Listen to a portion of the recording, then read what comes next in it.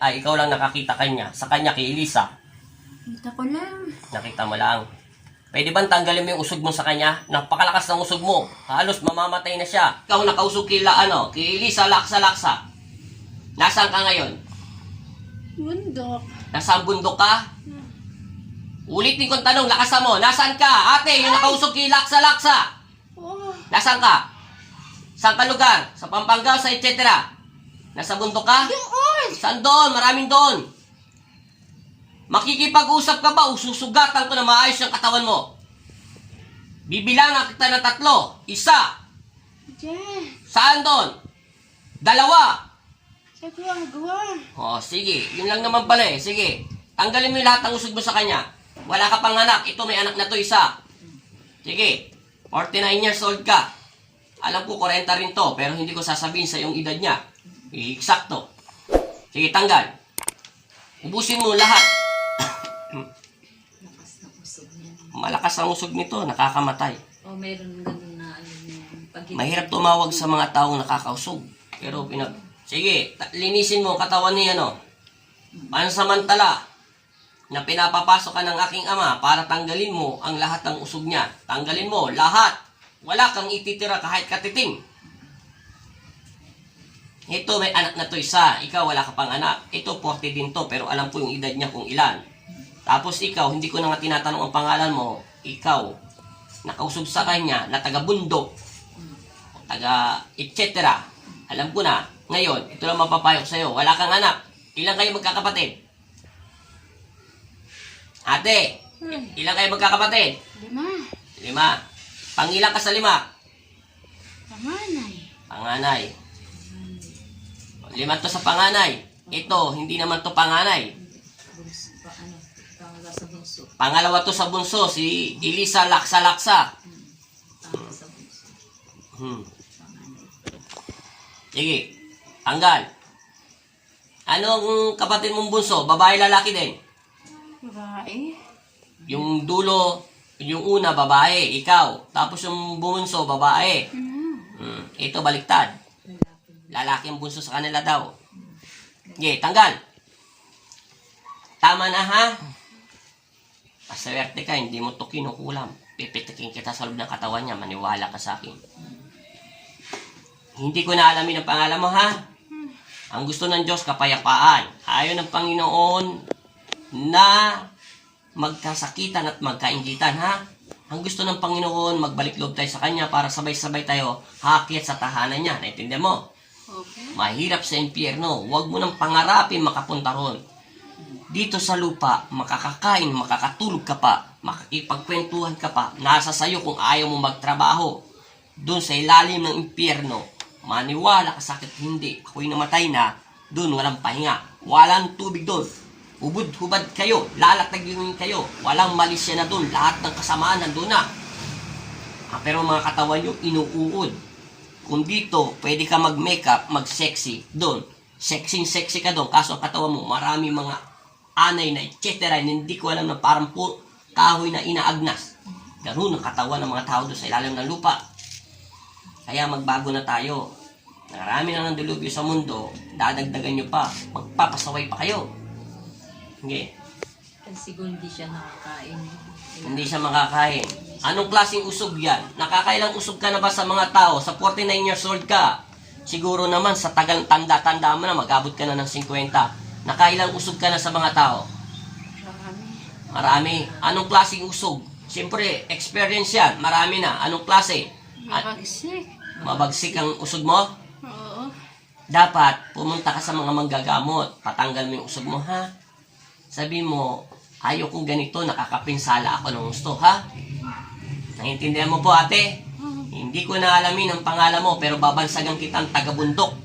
Ha? Kasi ikaw ang nagsabi. Sige. Ubos. Maawa ka sa kanya, nagiging tiktik na to. Alis ka pumayat eh. Tanggalin mo lahat ng usog. Ubos. Wala kang ititira kahit katiting. Kaya pala lumabas sa tawas niya, pumilya, siko, tiyan, tsaka yung sa babae, yung parang dito nyo. Sa Tsaka mataas. likuran. Yung likuran. Kaya pala lumalabas yun. Doon mo pala napinsala masyado ang katawan niya. Talagang mawawalan siya ng lakas at mawawalan siya ng panlasa. Dahil nakasarado ang ugat niya. Talagang doon niya, doon siya na ano, no. Ang tindi ng usog mo. Nakakamatay. Para ka na rin mangkukulam. Pero pasalamat ka, hindi ka mangkukulam. Wala sinasabi ang aking ama na mangkukulam ka. Sige. Ano ang trabaho mo ate? Sa 49 years old ka, wala kang asawa, wala kang anak. Ito, may anak to, isa, may pamilya to. Ang tanong ko lang sa'yo, may asawa ka ba? Wala rin. Anong ginagawa mo sa buhay para mabuhay? Chismis. Chismis? Natural yung chismis. Kikichismis. Yung makakain ka para mabuhay ka. Ano bang hanap buhay mo sa pang-araw-araw? Yung hindi pa nagkakaroon ng coronavirus o pandemic ba ito? Ano? Wala. Paano ka nabubuhay? Sabay. Sino nagbibigay sa'yo? Kapatid. Asa ka sa kapatid mo? Ay nako. Huwag kang aasa. Ito nga, kapayat-payat. Nagtitinda pa to sa palengke. Ah. Ay nako.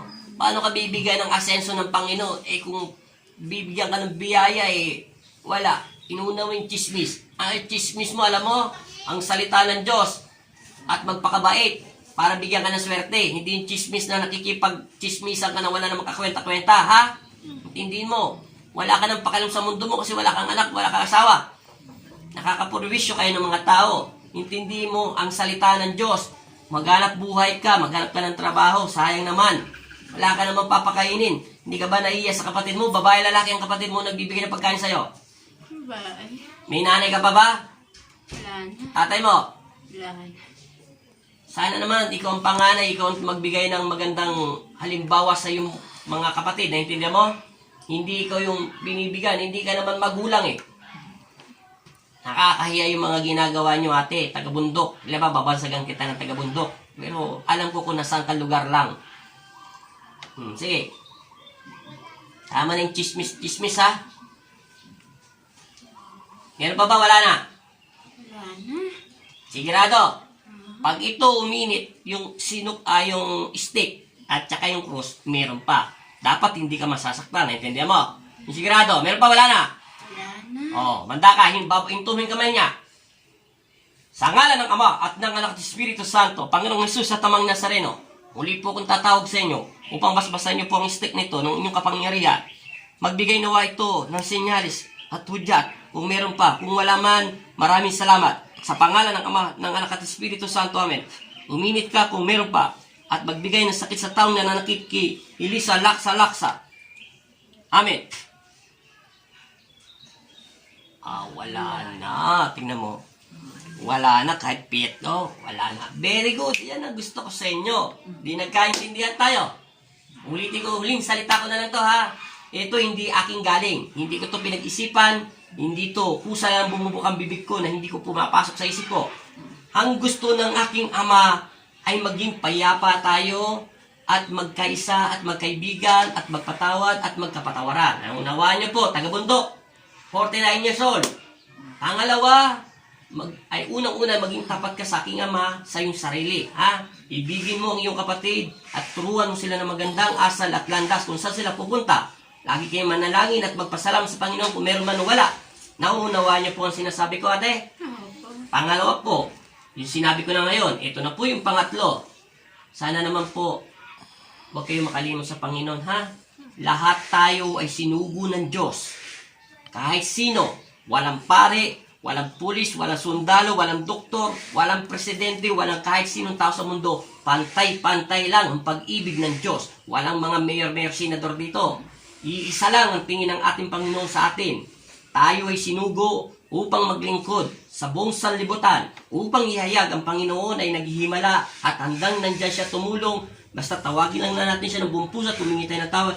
Nasa puso natin si Jesus. Tingnan mo, ang Panginoong Kristo ay nasa langit. Iniwan tayo ni Jesus, pero hindi niya tayo iniwan para kalimutan. Iniwan niya ang presensya niya at kaluluwa at espiritu nasa buong puso at kaluluwa natin. Lahat tayong mga tao, anuman relihyon natin. Pantay-pantay ang pag-ibig ng Diyos. Handa siya magpatawad, magbalik loob ka lang kayo. Naintindihan niya? Tapusin at alisin na yan, ha? Sabihin mo sa Panginoon, ayaw mo na nakakausog. Ang usog mo talaga nakakamatay. Kawawa naman yung mga taong hindi pupunta sa mga manggagamot, biglang dediretso ng ospital. Matitigok. Oo. Dahil papayat siya ng papayat dahil wala siyang panlasa. Para matindi pa yung usog mo sa mga buntis. Oo. Grabe ang usog mo. Pasalamat ka, wala silang sinasabi. Ha? Maraming salamat. Umayo ka. At nawa ang Panginoong Kristo ang una't maghari sa iyong buhay. Magpasawalang hanggan. Siya'y nawa. Amen. Sa pangalan ni Jesus, inaalis ko ang iyong kaluluwa at isip at puso. Dito kay Elisa Laksa, tinatawag ko sa espiritual ng Panginoong Kristo ang kaluluwa nito upang bumalik siya sa kanyang katawan lupa at manatili habang nabubuhay dito sa lupa sa aking Ama at magpasawalang hanggan sa oras ng iyong kamatayan. Walang papasok sa iyong isip. Ang una, ang aking Ama na sa langit. Pangalawa, ang iyong sarili. Sa pangalan ng Ama, ng Anak at Espiritu Santo, ginigising ko ang iyong diwa. Elisa, Laksa, Laksa, dumilat ng iyong mga mata. Amen.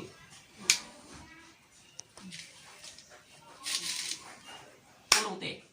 Ano pangalan? Elisa. Middle name. Laksa. Apelido. Laksa. Ilang taon ka na? 14. Sige. Relax. Wala ka sa bundok. Sabi mo nasa bundok ka. Nandito ka. Sabi mo kanina, nasa bundok ka. Sabi mo kanina, may asawa ka, may anak ka. May anak ka. Ilan anak mo? Eh sabi mo wala kang anak. Hindi meron. Okay lang yan. Okay na po, nausog lang po siya, ha? Bagsik na pala may Oh, kausap. nausog lang siya, hindi siya kinukulam. Nagka-tig-tigan lang daw sila sa palengke. Kaya nagkaganon. Oh, taga-bundok siya, ha? Siguro ano siya. Ano ba malapit sa bundok sa ano? Baka sa gitna ng ano. Ito da, kailan mo kanyan? Oh, mga Island. Duck Island, mga taga-Duck Island siguro. Hindi ko sinabi taga-Duck Island siya, ha? Hindi siya makukulam, ha? Nausog lang po siya. Parang ano. Oh, nausog lang siya. Sumubra lakas ng usog niya, inaamin niya naman. Bagsik pala may kakay. Pakiramdaman mo muna, hawakan mo yung masakit mo. Tama yung mimte, hawakan mo. Kung masakit pa. Nawala sakit?